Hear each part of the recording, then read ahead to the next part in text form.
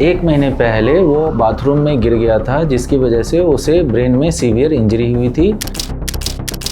सही से ख्याल नहीं रखने की वजह से, साफ़ सफाई नहीं रखने की वजह से वो स्कैल्प का इन्फेक्शन धीरे धीरे ब्रेन में चला गया, मतलब पस बन गया है, जगह जगह पस पॉकेट्स हैं।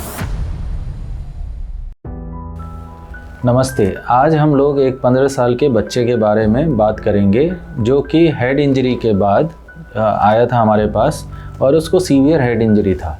1 महीने पहले वो बाथरूम में गिर गया था, जिसकी वजह से उसे ब्रेन में सीवियर इंजरी हुई थी और उसके बाद धीरे धीरे वो होश में आने लगा था। लेकिन कुछ दिनों बाद फिर से चलने में उसको प्रॉब्लम होने लगी थी और सर में दर्द होने लगा था।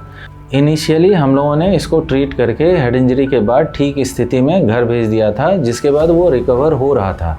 बट सही से ख्याल नहीं रखने की वजह से, साफ़ सफाई नहीं रखने की वजह से वो स्कैल्प का इन्फेक्शन धीरे धीरे ब्रेन में चला गया और फिर वो उधर ब्रेन एब्सेस बना लिया।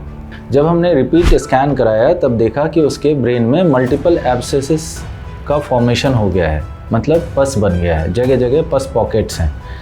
उनमें से एक बड़ा पस पॉकेट राइट साइड के ब्रेन को काफ़ी कंप्रेस किया हुआ था, जिसकी वजह से उसे काफ़ी प्रॉब्लम हो रही थी, चल नहीं पा रहा था, एक साइड में वीकनेस हो गई थी और मल्टीपल टाइम्स वॉमिटिंग कर रहा था। इस पेशेंट को फिर हम लोगों ने सर्जरी के लिए सजेशन दिया और जो मेजर कंपोनेंट था ब्रेन एब्सेस का, उसको हम लोगों ने सर्जरी करके निकाल दिया। पेशेंट अभी पूरी तरीके से ठीक है और जो एब्सेसेस छोटे छोटे हैं जो बना हुआ है, वो मेडिसिन से क्योर होने का हाई चांसेस है। मोस्टली 1 मंथ में ये पेशेंट पूरी तरह से क्योर हो जाएगा। ये एब्सेस फॉर्मेशन बहुत ही अनकॉमन है, रेयर है। बच्चों में एक्चुअली आर्टरी और वेन जो कि स्कैल्प से जुड़ी रहती है, वो ब्रेन के अंदर जो कवरिंग होती है उससे भी जुड़ी होती है।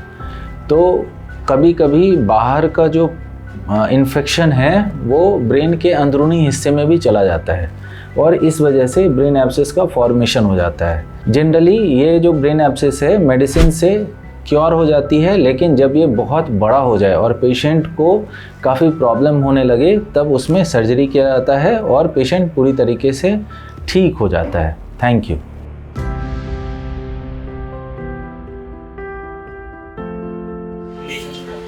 कोई दिक्कत हो रहा है निहाल?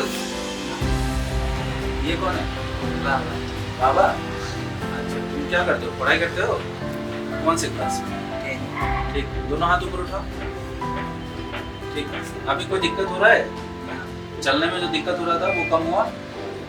ठीक, हाथ नीचे कर लो।